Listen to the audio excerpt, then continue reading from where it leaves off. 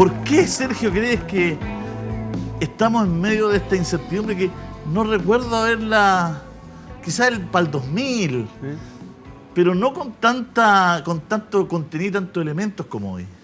Sí, bueno, yo creo que estamos en una época interesante y este nuevo año lo que implica básicamente es el hecho de que tenemos varias incertidumbres que antes no teníamos. Por ejemplo, algo hemos mencionado acá del tema de la comida.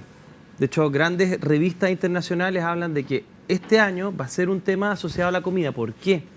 Porque, por ejemplo, los productores de fertilizantes en el mundo auguran de que va a haber un 20% menos de producción de esos fertilizantes, y eso va a implicar de que va a haber menos terrenos que puedan ser cultivados un 100%. Segundo, tenemos el tema de la universalidad de la vacuna en muchas partes del mundo. Tenemos en Europa personas que dicen, ¿sabes qué? Tenemos que tomar un principio de salud y pasamos por encima de las libertades individuales, y otros que plantean que no, que van a protestar y que ellos no están de acuerdo con que, porque hay una obligatoriedad de algo. Sea bueno, sea malo, da lo mismo. Tercero, tenemos inestabilidad en términos políticos. ¿Qué es lo que pasa? Las grandes potencias, dado el tema económico, también están empezando a mover sus fronteras, están mostrando un poquito las garras. Y cuarto y último, y no menos importante, que a mí me fascina el tema, a pesar de que no tengo nada que ver con astronomía ni geología, cambios en la Tierra. Y cómo esos cambios afectan al ser humano inconscientemente. Siempre hablamos de este inconsciente, pero en el fondo es todo el sistema que está detrás de nuestras necesidades evidentes, expresadas. Entonces, ¿qué es lo que pasa? Mira, por ejemplo, en España, hace unas semanas atrás, murieron un montón de animales. En Indonesia también. En costas de California han aparecido peces que están solamente a 400 metros de profundidad y han aparecido en las playas. Todos los días en todo el mundo se están viendo más sismos. Entonces, lo que tú planteas del futuro es que creo que es una mezcla de cosas. El tema de la salud, el tema de la economía y el tema de que nuestro mundo está cambiando, y como el mundo está cambiando, nosotros inconscientemente sentimos de que no es tan seguro ni nuestras proyecciones no son tan claras como antes. Y eso cambia nuestras prioridades, porque nuestras prioridades hasta ahora eran ¿quién va a ser mi familia? Pareja, hijos, todo, o amigos, cuál iba a ser mi futuro académico, profesional, laboral, y no sé, pues mis gustos, mis intereses, mi libertad. Y todas esas cosas están siendo puestas en juego.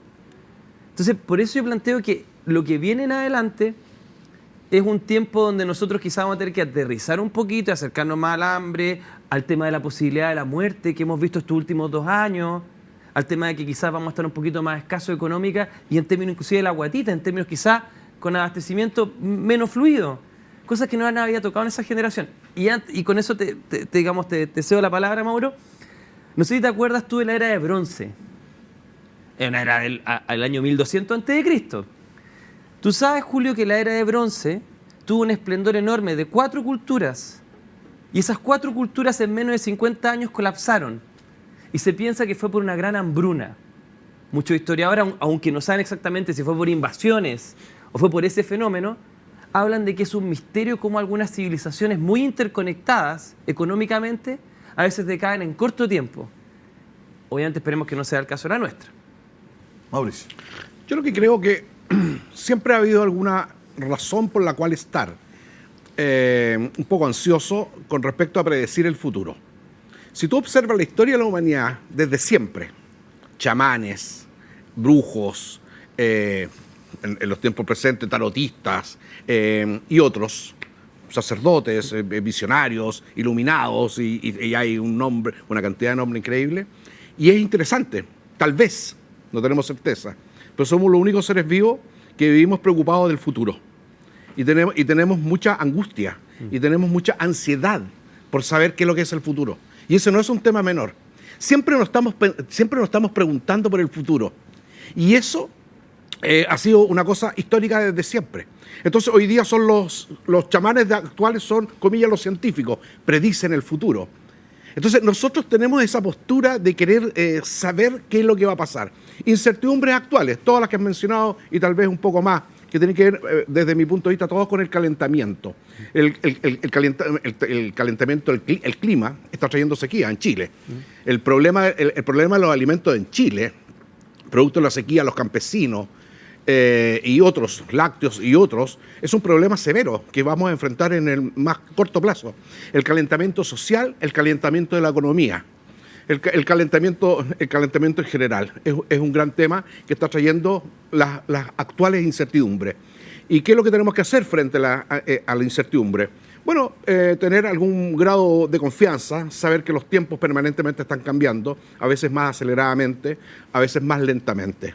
Creo que eso sí tiene alguna incidencia importante sobre la calidad de vida de las personas, porque el miedo en general no suele ser un buen socio en nuestra calidad de vida. Pero, por ejemplo, la escasez, para ir de lo general yendo a lo particular, ¿no es cierto? Pandemia, producción, algunos están muy preocupados porque los chips de los autos, pero tampoco hay tanto alimento, digamos, si lo llamamos a uno necesita alimentarse mucho más que andar en auto, digamos. Entonces, ¿qué empieza a pasar cuando no nos damos cuenta que cuestiones que son vitales, agua, alimento, ¿no es cierto?, empiezan a escasear? Porque todo esto, no sé si recogiendo la historia tú de la época del bronce y otras historias más, es súper exponencial. Exacto. Tú lo ves lejano, pero no te das ni cuenta como ocurre, digamos, ¿no?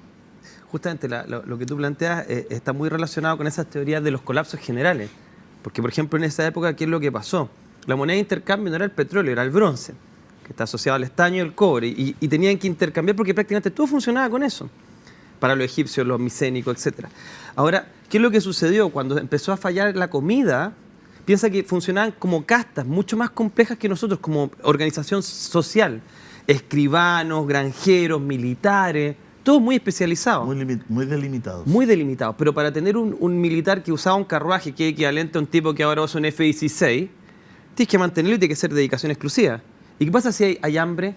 ¿Cómo mantienes todas esas castas que no producen nada, sino que son ultra especialistas? Pero que para ser ultra especialistas requieren de que la sociedad les pueda dar comida y sustento. Entonces, ¿qué es lo que pasó en ellos? Probablemente, además de las guerras que tuvieron, es que como ya no podían sostener el modelo, por la escasez de comida y de cosas básicas, las personas que eran de estas cualidades especiales, de estas castas especiales, no podían seguir siendo actualizadas. Y eso genera problemas. Imagínate que esos países empezaban a tener pérdida de estos soldados. ¿Cómo se defendían contra los otros países? Habían guerra, ya no tenían suficiente presupuesto ni material. Entonces así la sociedad se va desmoronando en pocos años, en décadas se va desmoronando entera. Entonces, por ejemplo, si viviéramos hambre, ¿cómo vamos a tener, no sé, pues, programadores? ¿Cómo vamos a tener psicólogos, periodistas, no sé, todo, si es que no tenemos de qué comer? Caso extremo estoy pensando. Entonces, esas ideas que tú planteas tienen todo sentido. Mientras más compleja una sociedad, es más compleja sostener ese edificio. Es como la plata, po. El tipo, no sé, po, Donald Trump, que debe, no sé, po, tener una fortuna de no sé cuántos miles de millones, probablemente el costo a fin de mes de él es bastante mayor que el tuyo y el mío. Entonces, si él se queda en cero en la cuenta, pero es abrupto, ¿me entiendes? Entonces, a más compleja la sociedad, más costoso sostener ese naipe y más fácil que se caiga. Ahora, yendo a otro punto. Claro, ¿cómo podemos reaccionar con eso? Psicológicamente, los seres humanos, ante más incertidumbre, funcionan con más miedo y funcionan de una manera más primitiva. Entonces, ¿qué es lo que empezó a pasar? En pocos años, estas civilizaciones que tenían gente tan súper especializada, inteligente, mucha gente dedicada a la escritura, que sería como lo informático ahora, profesiones súper especializadas, se perdió ese conocimiento y llegamos a la era oscura. Entonces, ¿qué es lo que temen algunos especialistas? Que en 100 años más sea tan caro tener la electricidad y lo que mantenemos ahora, que podríamos empezar de ser estos superhumanos, súper avanzados, a llegar de nuevo a la época de las cavernas, en unos cuantos siglos. Hay teoría al respecto. Que de alguna manera nuestra propia sociedad, con lo costosa que es energéticamente, si no encontramos una buena solución, podríamos en unos 300 años más empezar a ser cavernícolas. Ya habernos olvidado de la civilización, de los computadores, de internet, ni siquiera de leer o escribir. Y volver al principio. Cíclico. Siempre nos han enseñado que la historia es como una línea.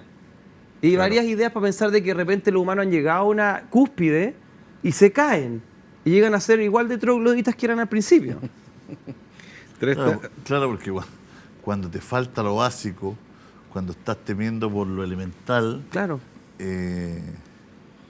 cuando estás temiendo por lo elemental, se te acaba lo intelectual. Oye, aparecieron 3 temitas que voy a hacer breve, pero me parece interesante. Los romanos, que tuvieron un poco lo que estaba hablando todo esto de estas castas, los guerreros, uno de los problemas que tenían, no solamente los romanos, es cuando se acababan las guerras y se acababa la plata. Porque muchas veces la plata ha sido para todavía, ¿no? Un buen negocio para algunos, en el sentido de poder capturar bienes del otro, robar, saquear, para poder financiar todas estas tropas que muchas veces en su sociedad pasaban a ser un peligro porque podían ser golpes de Estado en su sociedad, porque perdían su trabajo y perdían sus bienes, porque pertenecía a una casta. Y llegar ahí estamos hablando que el ejército romano, por lo que se sabe, es el primer ejército profesional. Y por eso que el ejército romano fue el ejército y el imperio romano. Dicho eso, en la sabiduría también de los romanos, de lo cual todavía tenemos mucha influencia, hasta en la parte jurídica, inventaron otra cosa, aparte de las guerras, los circos. El circo romano, donde he tenido la oportunidad de estar un par de veces, conocer el circo romano, tiene que ver con lo que estamos hablando. Tiene que ver con cómo tú desconcentras un poco el descontento de la gente producto del hambre, de toda esta cosa. Entonces inventan el circo. El circo en sentido social masivo. Y el circo cumplía esa función, donde se desgollaban, se mataban, se peleaban. Entonces el circo era donde la gente iba a vomitar sus rabias, sus penas, y con eso también disipaba un poco ese descontento social. Bueno, el circo no es una cosa que esté tan ajena a nuestras sociedades hoy día, donde aparte de otros tipos de circo está un poco, y lo digo con respeto, digamos un poco el fútbol y todas esas cosas, cumplen un poco esa función social que tiene que ver un poco con cuando las cosas empiezan a exterminarse, cuando la comida o los problemas sociales, hay que tener un poco de circo. Eso quería decir. Un poco, bueno, ahora nosotros tenemos a Meta, la idea de Zuckerberg, lente de realidad virtual, y de ahí en adelante todas nuestras penas pasan a esta drogadicción informática donde tú juegas a ser el elfo nivel 5 en la ciudad imaginaria, con la ropa imaginaria. Es sensitivo, ¿no? ¿Ah? Parece que sí. Bueno, hay unos guantes en el Oculus Rift que sí ya son sensibles. Creo que utilizan esa tecnología.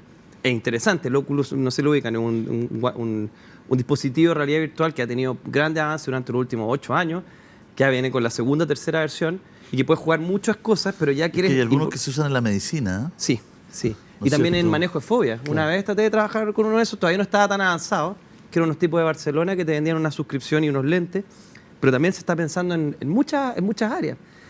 Pero claro, ahí nos vamos al metaverso y nos relajamos de este universo, aunque esté como esté.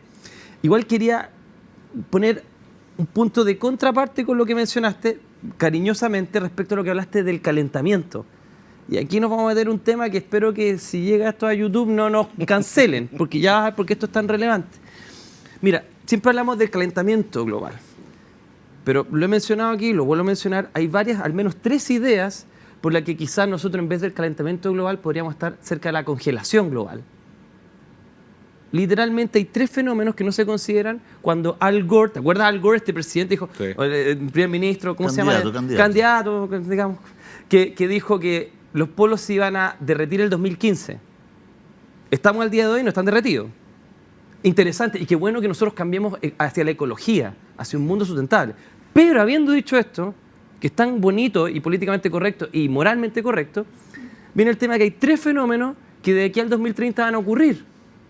Primero, que las manchas solares son cada vez menos. Las manchas solares tienen que ver con la energía que llega a la Tierra. Segundo, que la Tierra se está alejando del Sol en unos ciclos que, si ustedes lo googlean, se llaman los ciclos de Milankovitch, que hacen de que la órbita sea más elíptica. Tercero, nosotros estamos generando la Tierra en sí misma está generando un cambio de sus polos magnéticos. Entonces, ¿qué plantean algunas personas? Existen 100.000 años de glaciación en la Tierra y hay periodos interglaciales que son de aproximadamente 12.000 años. Estos son los periodos donde la vida florece en la Tierra. 12.000 años, un veranito de San Juan, y después vienen 100.000 años, para atrás mucho tiempo, mucho tiempo, donde vivimos unas gigantescas eras del hielo, que están asociadas a este sol débil o a estar lejos de él. Y al parecer nos estamos aproximando a eso. Algunos plantean que de aquí al 2050 no es que no vamos a tener hielo, sino que vamos a tener un exceso de él y que inclusive partes de Europa van a estar bajo el hielo y no van a ser cultivables. Es decir, nosotros vamos a estar vivos aún, para quizás como en la película era el hielo con la ardillita y todo, quizás nosotros vamos a llegar a estar vivos para ver cómo áreas del planeta se parecen más al planeta Hot en la Guerra de las Galaxias. Esa cuestión que está totalmente congelada, como la Antártica, así. Y eso parece sumamente fuera del concepto común. ¿Y por qué a veces los buscadores están eliminando eso? Porque se piensa que algunas líneas políticas en este planeta no quieren hablar de eso, ni quieren prevenir eso. Están solamente centradas en el otro problema, pero no en este problema. Y si no lo vemos a tiempo, y si esto fuera real, ¿dónde vamos a cultivar? ¿Y cómo se combate eso? No hay forma, porque es el planeta que se está moviendo lejos, es el sol que está lanzando menos energía, es los polos que se están revirtiendo. Porque es que atendiendo lo que tú dices y pateando con las dos piernas, no con una, ¿ya? sin cancelar ninguna corriente, lo del calentamiento global sí podemos trabajar en evitarlo porque somos muy responsables de aquello. Exacto. Pero lo que tú planteas, chuta, me cuesta... Es que ahí viene la parte psicológica. Claro, claro. Si tú fueras, por ejemplo, en este momento, Julio sea el presidente de Estados Unidos o de China, y le dicen, ¿sabe qué, querido presidente? Tenemos esta información. De hecho, esto lo pueden ver en NASA, en todo, aquí no hay ningún misterio. Si tú ves Ciclo de Malinkovich, NASA, te explica en detalle esto. Si tú tuvieras esta información, claro, la arista psicológica de esto es, ¿qué hago con las personas cuando ya no hay ilusión de control, po? Yo no puedo controlar eso, es como estar arriba del Titanic y saber que me va a pegar contra el iceberg y no tengo nada que hacer al respecto. Entonces la pregunta ahí de este gobernante imaginario sería, ¿qué hago para mantener a la población tranquila? Porque les digo esta noticia y puedo generar el caos, po. Entonces, ¿qué es lo que genero? Ilusión de control. ¿Cómo? Les digo la parte que ellos sí pueden controlar y omito la parte que ellos no pueden controlar. ¿Me sigue?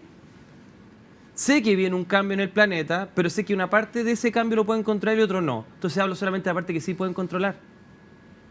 ¿Por qué? Porque para control social, valga la redundancia, es mucho más amistoso eso. Porque si le digo, hagas lo que hagas, te voy a sacar un 3, ¿para qué voy a estudiar? No estudio, po. Y pierdo control. Entonces los gobiernos en ese sentido estarían todos de acuerdo, desde extrema izquierda a extrema derecha. Estarían todos de acuerdo que lo importante es el control social. Y en ese sentido no me extrañaría esta omisión sistemática. Los canales de YouTube que tratan de hablar de esto, normalmente son eliminados o son castigados, siendo que nadie está hablando de atacar guaguas ni nada que pueda estar en contra de la moral. Esta situación de la congelación global, ¿en cuánto tiempo es? Ya está pasando. Por eso este invierno es ¿Pero muy cuánto crudo. tiempo hace caos? ¿En cuánto tiempo hace caos? 10 años, quizás menos. O sea, 2030 ya está claro, porque fuerte. si es un tema que va a pasar el 2300, 400, 1512, claro, no se justifica tan, pero si tú dices... A puertas, encima. Pero de aquí al 2050 la proyección es que gran cantidad de cultivos van a ser imposibles y de hecho, si les llama la atención, o quizás no, es curioso, que Bill Gates está comprando ahora puros terrenos en Estados Unidos. ¿Por qué un informático está comprando tierra como loco?